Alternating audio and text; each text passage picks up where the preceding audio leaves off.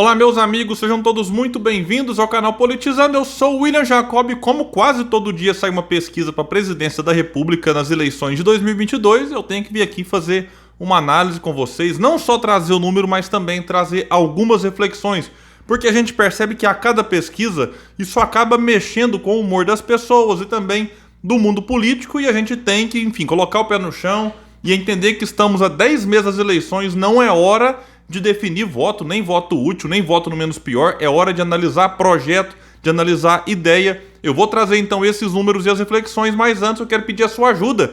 Se você chegou aqui e não está inscrito ainda e puder, se inscreva no canal, ative as notificações, deixa o like se gostar do vídeo, se não gostar, deixa o joinha para baixo, se puder comenta alguma coisa, compartilha com grupos de WhatsApp, grupos de Facebook, com amigos. Vamos trazer mais gente aqui pro Politizando.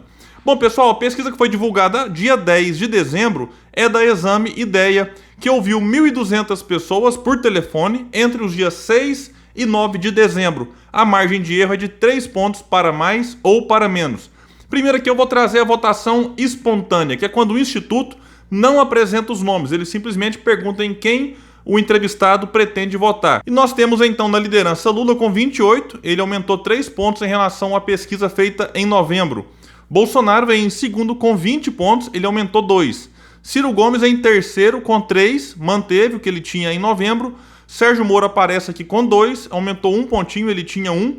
João Dória aparece com 1, o mesmo que ele tinha antes. Outros candidatos somados têm 1%, ninguém branco ou nulo 12% e não sabem 33%. Se a gente soma o não sabem com ninguém branco e nulo, nós temos 45%, mostra que muita gente realmente não está ainda preocupada com as eleições que serão, repito, em outubro de 2022 e não semana que vem, como essas pesquisas muitas vezes nos fazem pensar. E vamos analisar então outros cenários, agora quando o Instituto já coloca o nome dos candidatos, nós temos aqui um cenário mais amplo. Não dá para comparar com o mês passado, porque em novembro nós tínhamos o nome de Eduardo Leite, que já não é mais o candidato do PSDB, ali nós tínhamos as prévias, e então o Instituto colocou Dória e Leite no mesmo cenário, e nós não temos mais aqui Mandetta, que naquela coisa de vai ou não vai ser candidato, o Instituto nem colocou o seu nome, então não dá para comparar mês passado com esse mês. Então nós temos Lula em primeiro com 37, Bolsonaro em segundo com 27, Sérgio Moro em terceiro com 10,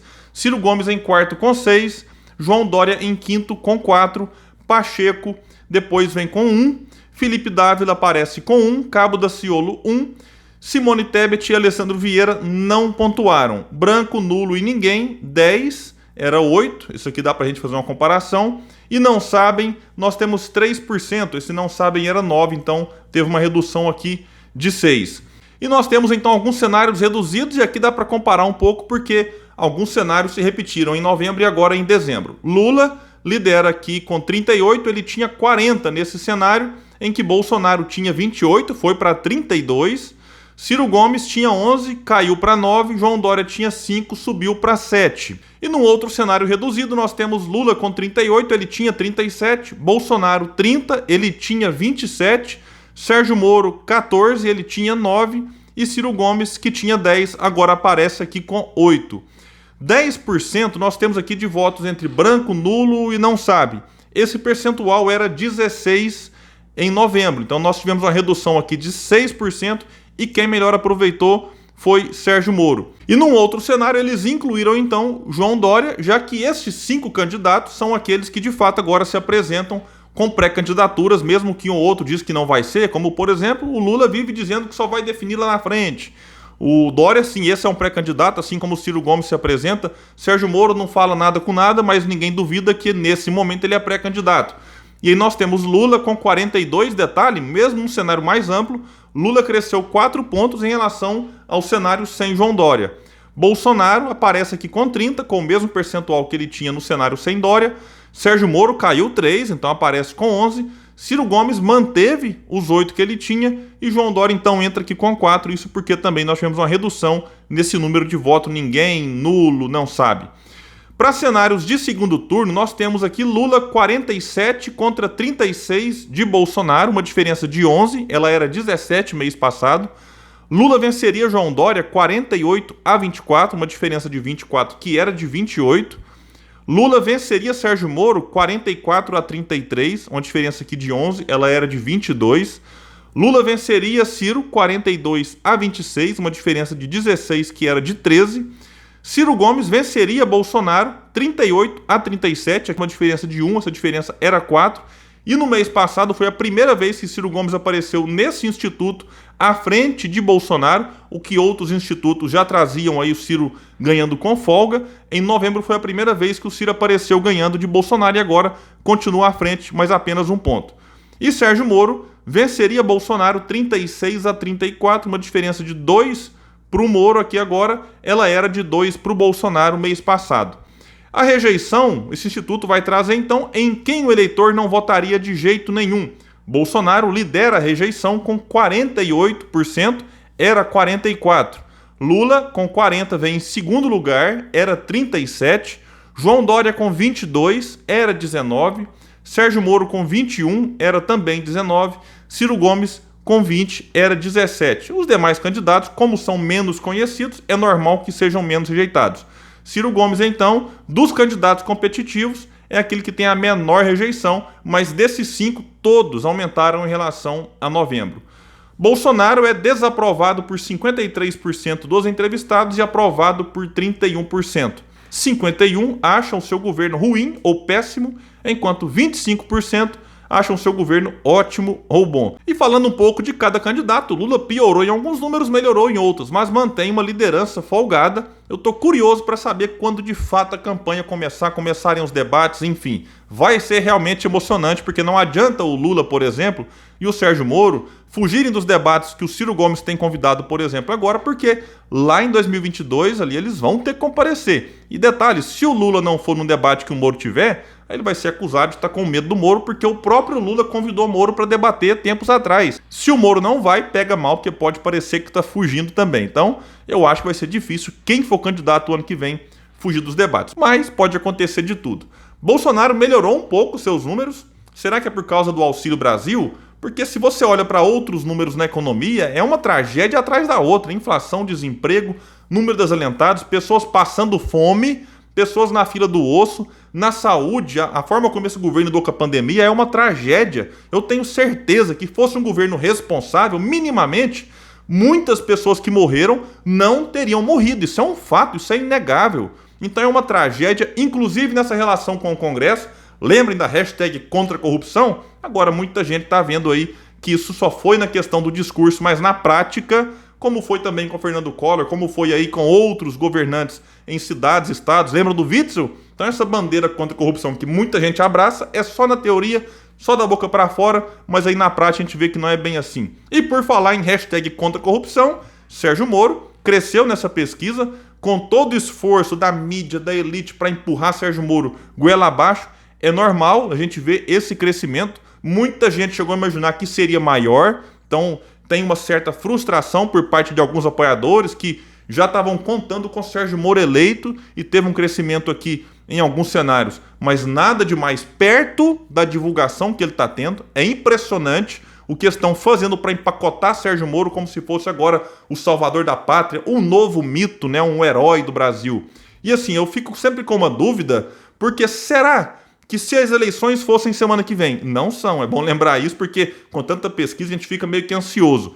Moro arriscaria ir para uma eleição em que o cenário lhe parece bem desfavorável? Ou ele recuaria para buscar algo mais seguro, que é o que muita gente aponta, que é uma vaga para o Senado, e que por enquanto ele está aí só para defender a Lava Jato, para dizer, enfim, que não foi bem assim que estão colocando. Mas eu juro que mesmo assim, ele sendo ou não sendo, só de eu ver Sérgio Moro agora com 10%, eu já fico chocado. O que esse cidadão pensa da vida? O que ele pensa sobre economia, saúde, educação, infraestrutura, relações exteriores? Mas esse crescimento dele não deve também desesperar quem não gosta dele. O próprio Mandetta já teve 14%, 15%, hoje nem nas pesquisas aparece mais. Luciano Huck, Datena, Amoedo, todos já desistiram. Chega um momento em que o eleitor parece que busca respostas, não encontra mais.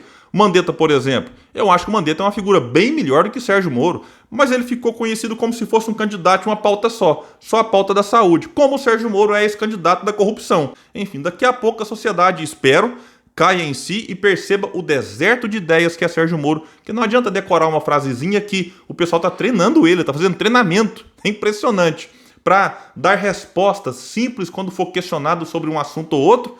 E se apertar muito, chama o posto Ipiranga 2.0. É surreal o que estão tentando fazer com Sérgio Moro.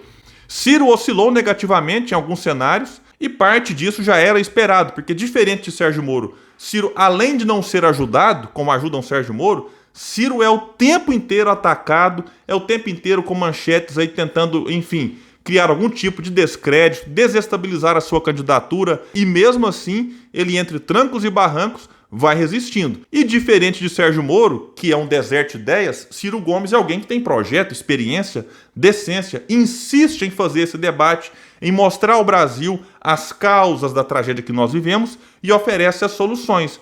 Não é só oferecer soluções, é mostrar de onde vai vir o dinheiro, porque promessa vazia todo mundo faz. A questão é mostrar como que você vai fazer aquilo, onde arrecadar recursos. E Ciro tem insistido nesse debate. Ele anunciou no dia 9 de dezembro que a partir de janeiro passará a morar em São Paulo. Eu acho que é uma sacada muito boa para facilitar viagens, entrevistas, participação em podcasts. Enfim, eu acho que realmente ali em São Paulo o Ciro vai conseguir se articular melhor. E talvez outros ajustes, além dessa questão aí de mudança de cidade, aconteçam daqui para frente. É natural que o candidato, que a equipe vá fazendo ajustes aqui em relação a redes sociais, a participação em entrevistas, então isso é esperado para o ano que vem.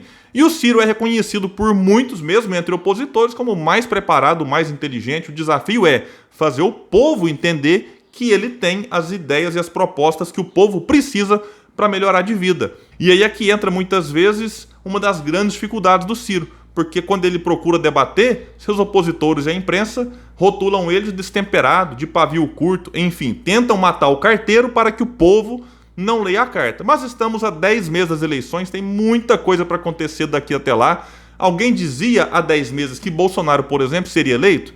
Bolsonaro queimou a língua de muita gente. E só mais um detalhe, no dia 9, Fábio Porchat, que foi assim colocado pelo Brasil 247 como que teria sinalizado um apoio a Sérgio Moro, foi nas redes sociais e disse que vai votar em Ciro Gomes em 2022. E a gente percebeu como que essa declaração, esse posicionamento dele repercutiu, enfim, foi um estrondo realmente na internet, e vários sites, Globo, Veja e outros mais tiveram que noticiar, e realmente foi muito bom para o Ciro Gomes. Dória melhorou alguns números depois que ficou definido como candidato do PSDB. Ele e Moro se reuniram e fizeram um pacto de não agressão ali entre os dois. Ora, né? Que lindo. Ver os dois candidatos aí da direita esta elite que ajudou a eleger Bolsonaro, agora fazendo um pacto de não agressão. Vale lembrar que Dória foi eleito também graças ao Bolsodória. Sérgio Moro tirou Lula das eleições em 2018.